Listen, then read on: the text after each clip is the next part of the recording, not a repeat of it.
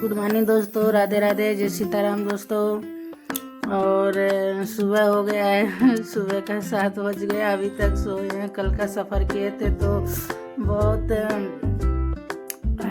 थक गए थे और सर में दर्द होने लगा था, तो इसीलिए खाना खाकर सो गए दोस्तों।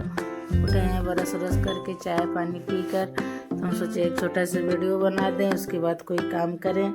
दोस्तों घर का माहौल तो पूरा शांत हो गया है और किसी भी प्रकार की कोई झंझट और कोई दिक्कत है नहीं। और सलोनी भी खुश है, विनोद भाई भी अपने पब्लिक से माफ़ी मांग चुके हैं, खुशी भी माफ़ी मांग चुकी है और काजल भी खुशी खुशी यहाँ से गई है। उसे बढ़िया से विदा करा गया है, जैसे बिटिया को विदा किया जाता है, कपड़ा लत्ता देकर, पैसा वैसा देकर विदाई हो गई है। और काजल जैसे कमा खा रही थी ऐसे ही कमाएगी खाएगी, बोली है जैसे हम दीदी के घर मतलब काम करते थे ऐसे ही काम करेंगे, ऐसे उसे मतलब कमाएंगे खाएंगे। तो सब बोले हैं ठीक है चलो, अभी हम लोग मुंबई जब आएंगे तो वो उसके बाद आना और जो भी अपना काम धाम जैसे कर रही थी, कमा खा रही थी, ऐसे कमाना खाना, और हमेशा तुम्हारे सहयोग में हम लोग रहेंगे। और दोस्तों की मतलब कभी भी किसी भी चीज़ की कोई ज़रूरत पड़ेगी तो बताना बेटा। तो इसे ऐसे ही प्रकार से मतलब बातें करके उसको विदा किया गया है। उसको दवा सुई का भी पैसा दे दिया गया है। और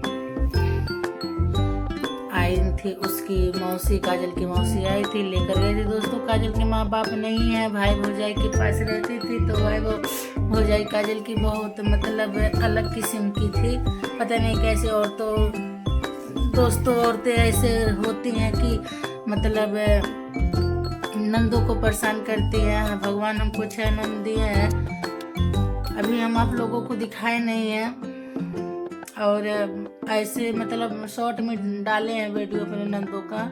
लेकिन दोस्तों आज तक हमारे और हमारी नंदों के बीच में कुछ ऐसा हुआ नहीं है कि झगड़ा लड़ाई हो, देख के जले क्या है क्या नहीं है। वो लोग करती हैं, खाती हैं, पड़ी रहती हैं। यहाँ तक दोस्त नंद घर पर रहती हैं तो हेल्प कितना होता है, कितने कामों में हाथ बटाती हैं, टाइम भी पास हो जाता है, थोड़ा हंसी मजाक, थोड़ा काम करना। और दोस्तों और टुन फुन तो होता जाता है, इतना बड़ा नहीं होता है कि नंद को मार कर पीट कर गरिया के घर से निकाल दे। तो काजल की भौजाई ऐसे ही काजल के साथ की थी, तो बेचारी माँ बाप ना होने के कारण और किसी का साथ ना होने के कारण और ना छोटी बहन ना बड़ी बहन के ना होने के कारण इतने मुसीबत झेली, पता नहीं कैसे कैसे। दोस्तों बम्बई से गोरखपुर में आई, यहाँ घर पर इतना उसके साथ व्यवहार किया गया, उसे देखकर तो और बहुत मतलब एहसास भी हुआ, वो भी उसके भी साथ गलत कहीं ना कहीं किया जा रहा है। अब जाने के बाद सरिता भाभी क्या बोल रही है, बहुत अच्छी थी, झगड़ेरू नहीं थी, जो कहा जाता था वो सुनती थी, करती थी, खाती थी। सलोनी भी उसकी तारीफ कर रही, पिंकिया कर रही, और खुशी और विनोद भाई के तो बात ही अलग है। वो तो उसी के विपक्ष में थे, हर एक चीज़ मतलब उसी के तरफ से ही बोल रहे थे, कोई भी चीज़ बुरी बात नहीं है, करते थे। तो दोस्तों यही बात है, इंसान जब तक रहता तब तक उसकी अहमियत नहीं पता रहती, उसके जाने के बाद इंसान को अहमियत पता चलती है। चलिए इसका अब छोड़िए, अब तो चली गई है।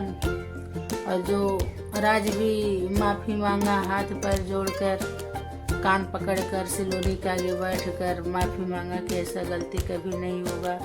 तो दोस्तों ये कह रहे थे कोई काजल की मौसी आई और काजल को अपने साथ ले गई और काजल का इलाज करवाने के लिए पैसा वैसा दिया गया था।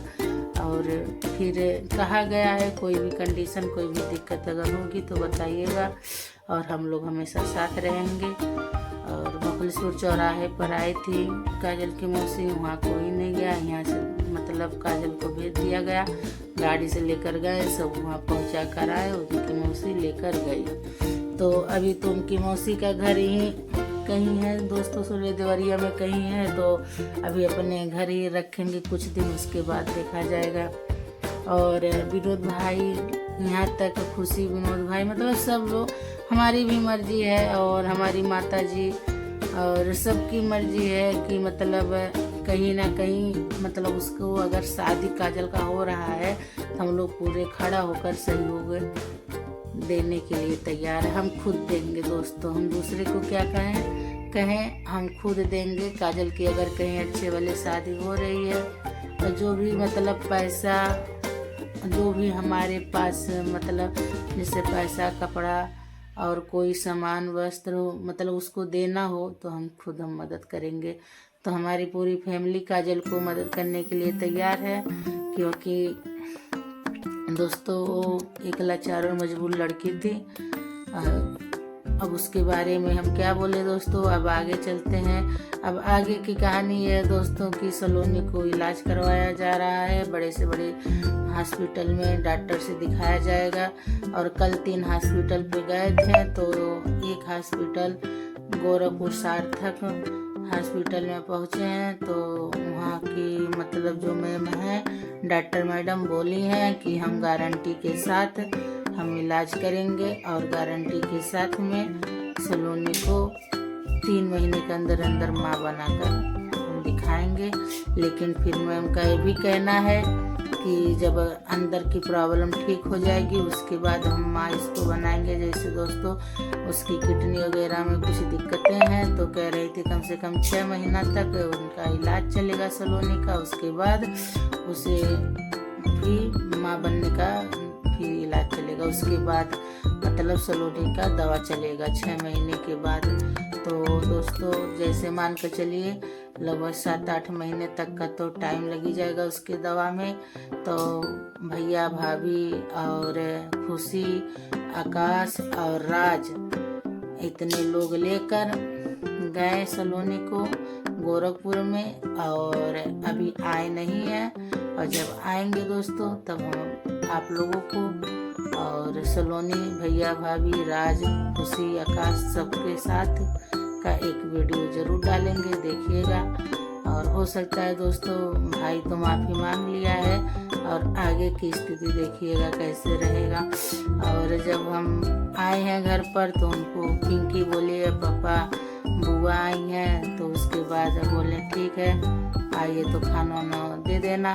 फिर उसके बाद वो क्या सोचे क्या नहीं सोचे, हमारे पास भी फ़ोन किए, बोले कि आई हो तो रुकना, जाना मत, और हम लोग आ जाएंगे 10-11 बजे तक, गोरखपुर से मिल लेना तब जाना। जैसे दोस्तों हमें कुछ काम था, हम जिस काम के लिए आए थे वो काम आने से पहले ही पूरा हो गया। वो काम आप लोग जानते हैं हम क्या करने आए थे।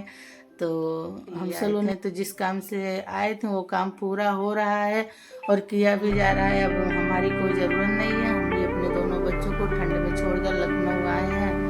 और आप लोग देख ही रहे हैं हमारे बच्चे कितने अभी मतलब छोटे ही हैं, तो पढ़ाई लिखाई चल रहा है, बड़े का एग्ज़ाम चल रहा है। वो लोग तो कब तक अपने हाथ से बनाएंगे खाएंगे और कब तक जाएंगे अकेले वहाँ रहेंगे शहर नगर में। बच्चों को अकेला छोड़ना भी नहीं चाहिए।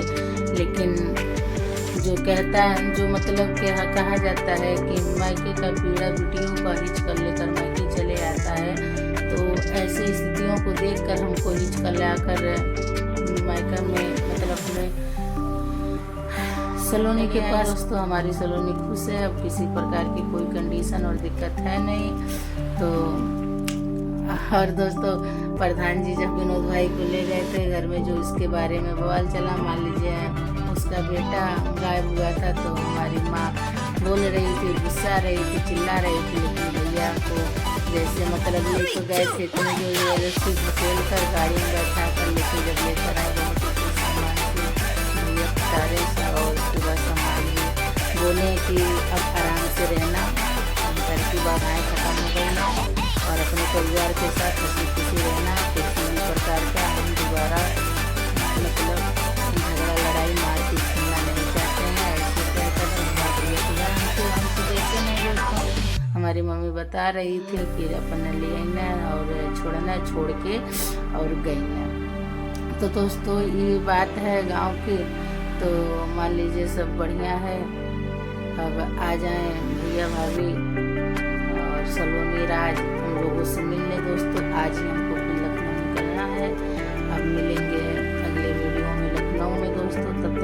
राधे राधे। जय सीताराम दोस्तों, स्वस्थ रहिए, मस्त रहिए, जहाँ रहिए खुश रहिए। और दोस्तों माता रानी सदा आप लोगों के ऊपर कृपया बनाए रहें। जो भी पब्लिक जनता और हमारे भैया भाभी दादा दादी हमारी बहनें हमारी जो भी हैं चाचा चाची मतलब जो हमें देखते हैं हमारी वीडियो को पसंद करते हैं और हमें पसंद करते हैं दोस्तों, उनके ऊपर सदा माता रानी की कृपया बनी रहे। राधे राधे दोस्तों, जय सीताराम, बाय बाय।